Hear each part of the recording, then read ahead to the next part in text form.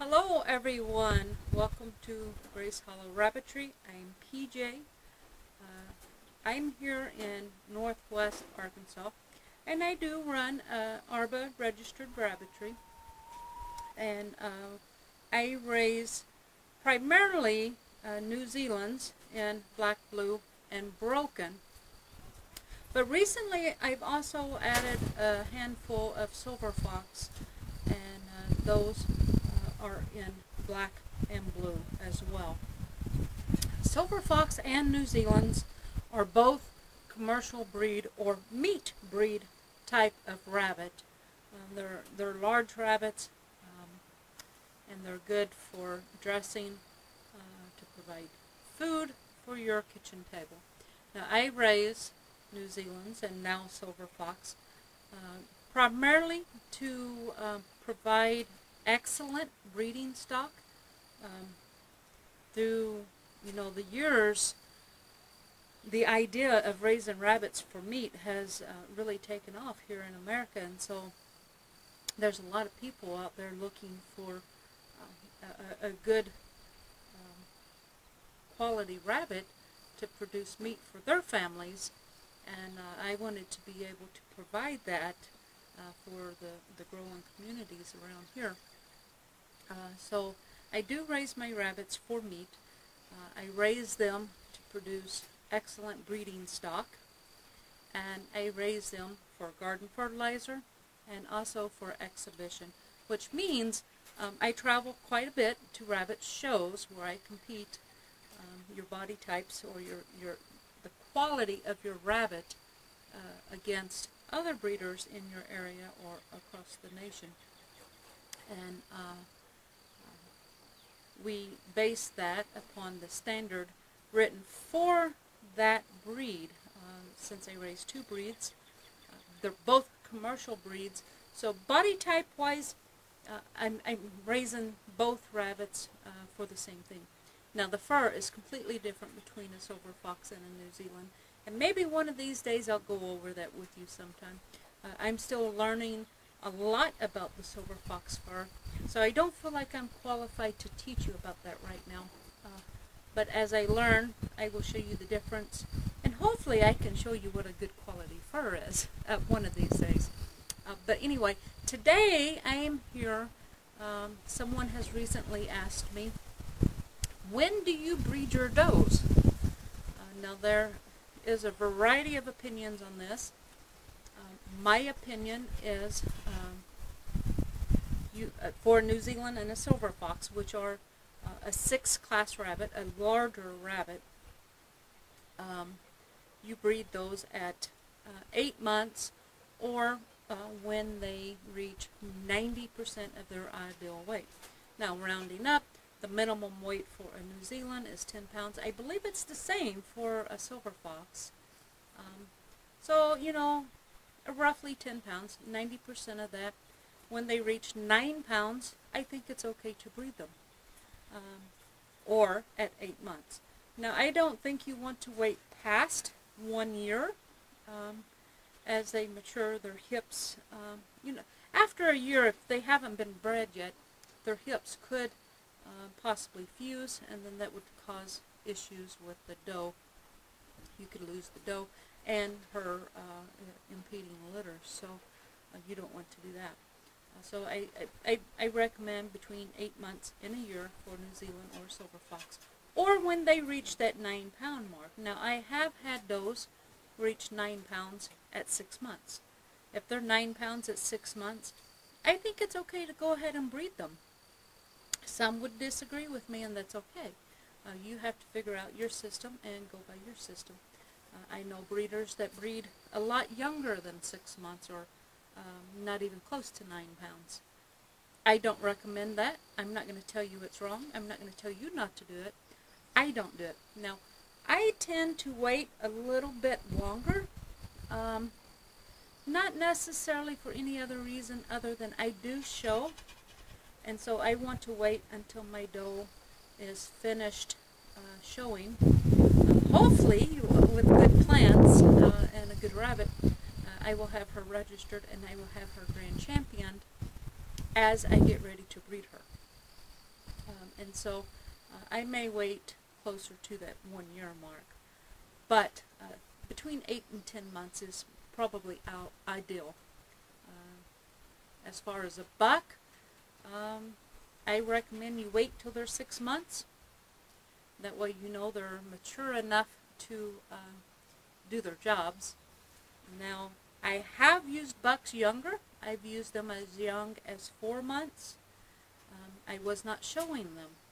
I try not to use my bucks as herd sires until after they're done showing.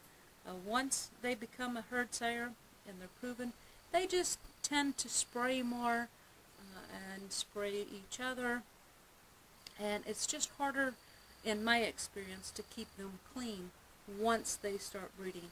So I try not to use my bucks until after I'm done showing them. However, sometimes I find myself in a situation where I'm looking for a certain characteristic or something that this young buck has that maybe another buck doesn't have, or perhaps I need to breed a doe that I can't breed to one buck for one other reason or another. Maybe it's her brother, or maybe it's her dad and I've already bred her to her dad before, or whatever the case may be. Sometimes, on a rare occasion, I find myself a little bit buck poor, and I do need to use a younger buck.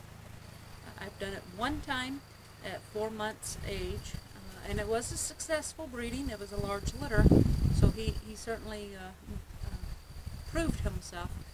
But when you breed that young, one, your buck is not mature, and so you could potentially, I've never seen it happen, but potentially you could stun his growth.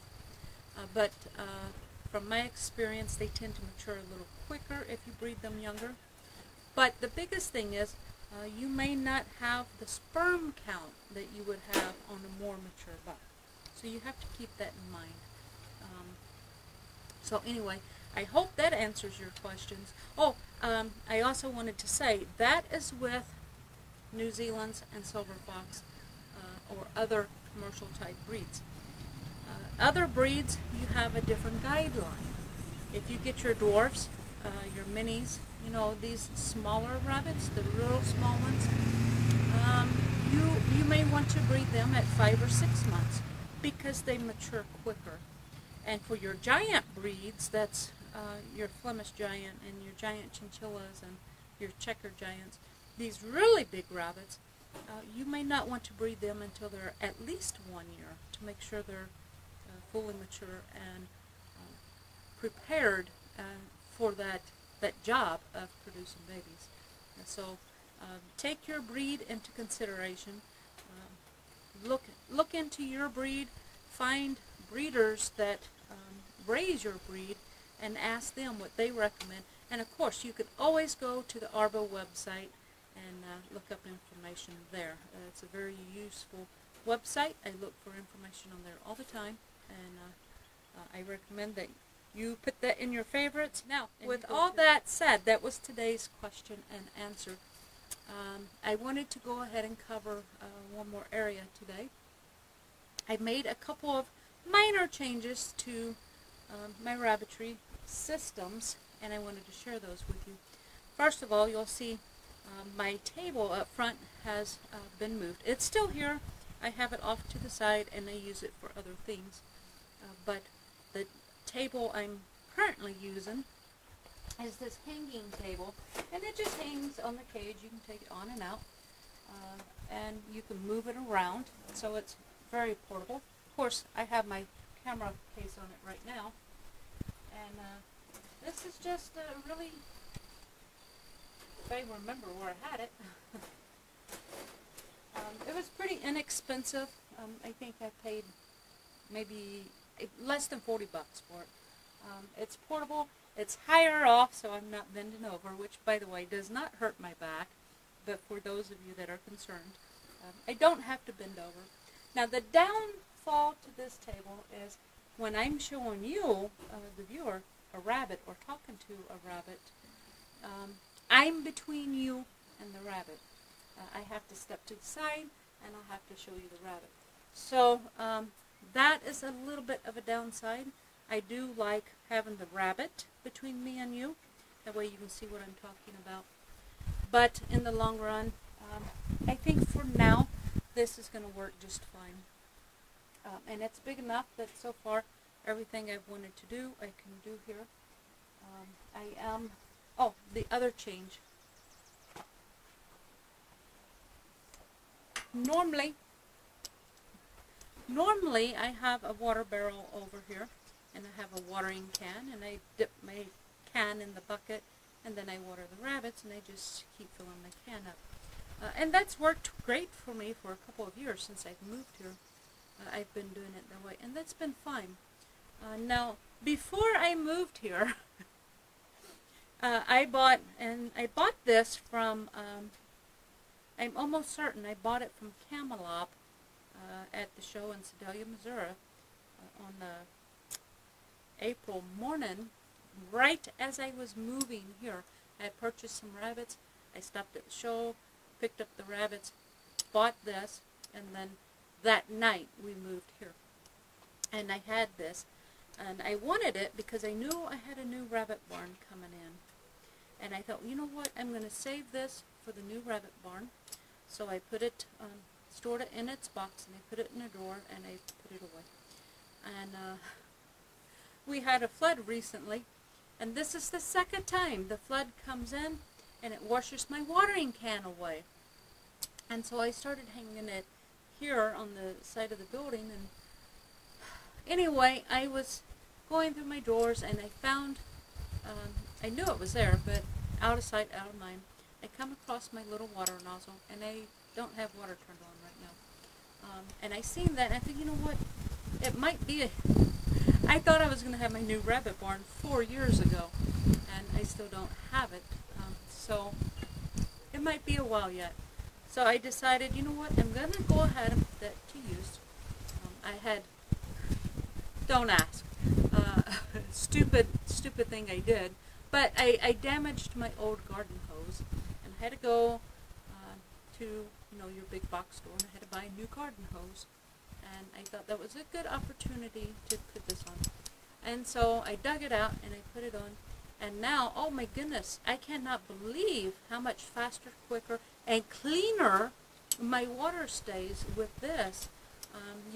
I turn my water on up at the water pump, and then I have an on and off switch here, which I have to turn it off at the pump right now because this is the old garden hose. It has this minor leak up here, and since I don't want everything soaking wet, I have to turn it on and off. Now I do plan to replace this garden hose, and when I do, and no more leaks, I'll leave it on and I'll turn it off here. Actually, I think you can just turn it off by not squeezing the handle. Anyway, to use this, you just hold it, and your thumb sits on the little on and off switch, and this goes right through the wire, just like that. You press your button, and you fill up your hose, your water bowls. Works great. And then, you know, I have these clip-on water bowls. I take them off, rinse them out, put them back on.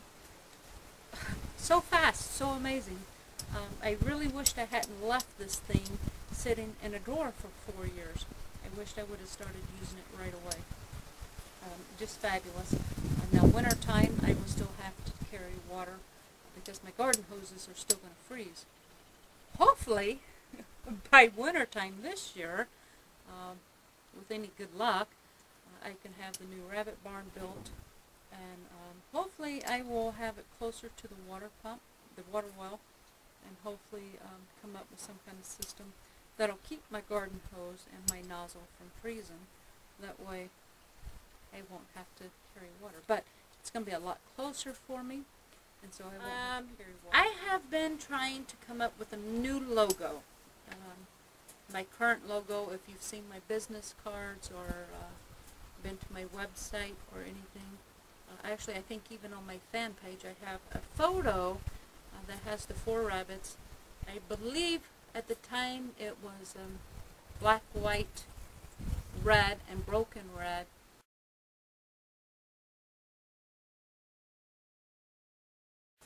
and I had a drawing of that picture, and then that's what was on my t-shirts and my bag and my business cards and things of that nature. And, well, I no longer raise white New Zealands or red or broken red. I still have black, though I am phasing those out. Some of my bigger does, the size that I need, are my black does. And I'm trying to move that into my blues, that size. Plus, I started my blues using my blacks. And so I'm still kind of in that transitioning stage between getting dilute carriers and breeding back those dilute carriers to get the blues. I'm still in that process, but as time goes by, I'm gradually phasing out the blacks, moving to the blues, and I hope I hope maybe in 2 years, 3 years tops, I'm going to be doing only blue and broken blue New Zealands. That's my goal. Things can change. A lot of the reason I'm doing that is because I'm trying to cut back on my number of rabbits.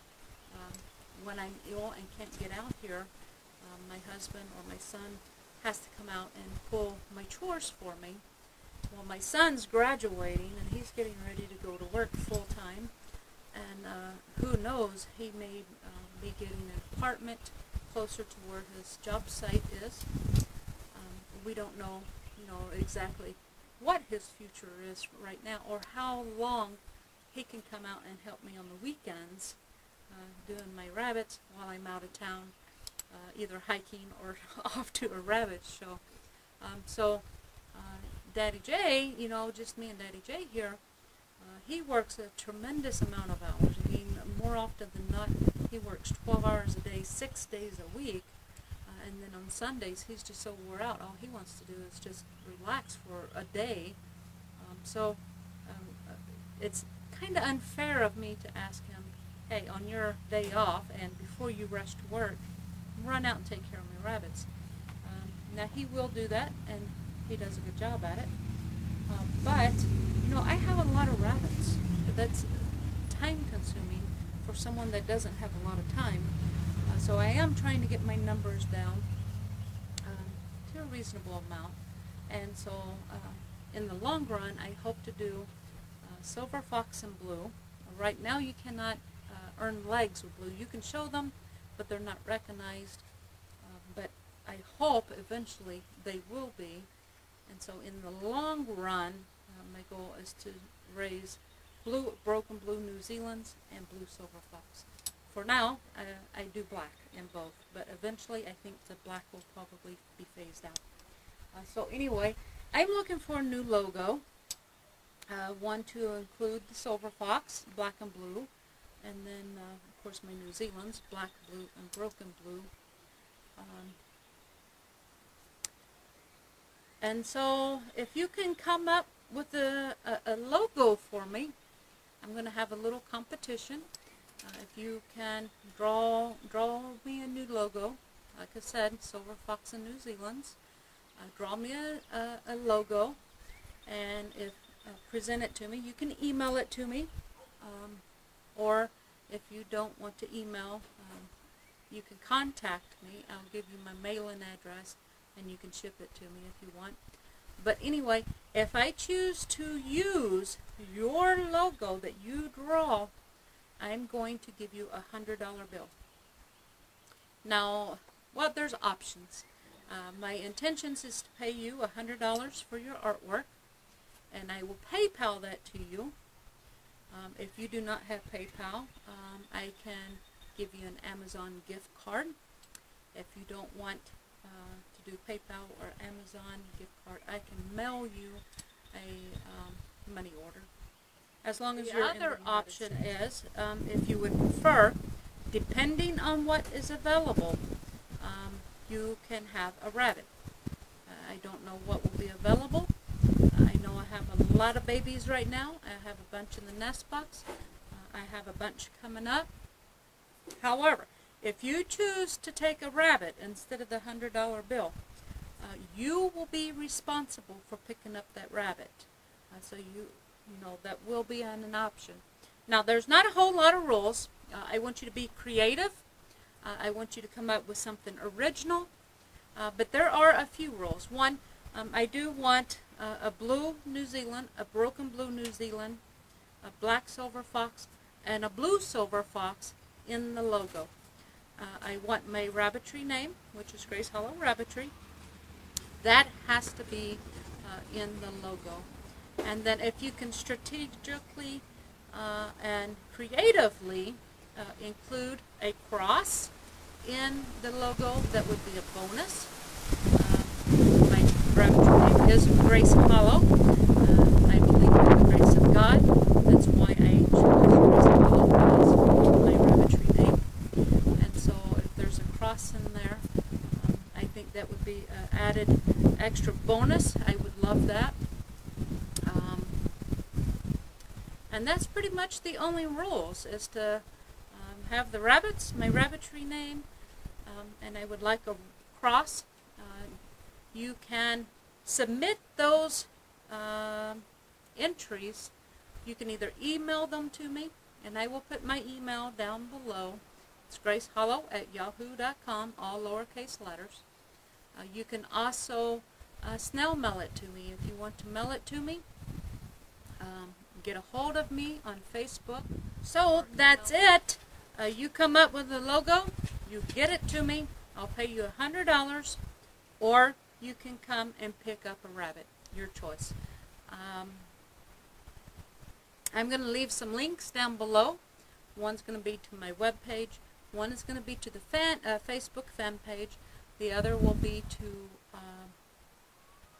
my personal Facebook page, and I'm also going to leave my email address down below so that you can get those logo entries in. Deadline for the logo entries, I'm going to quit taking entries May 31st at midnight. Anything that comes in after the month of May, I'm not going to be able to include in this competition. So if you want to compete, and if you want your logo to be considered, have it in by the end of the month. That's it, folks. Thanks for watching, and until we speak again, God bless.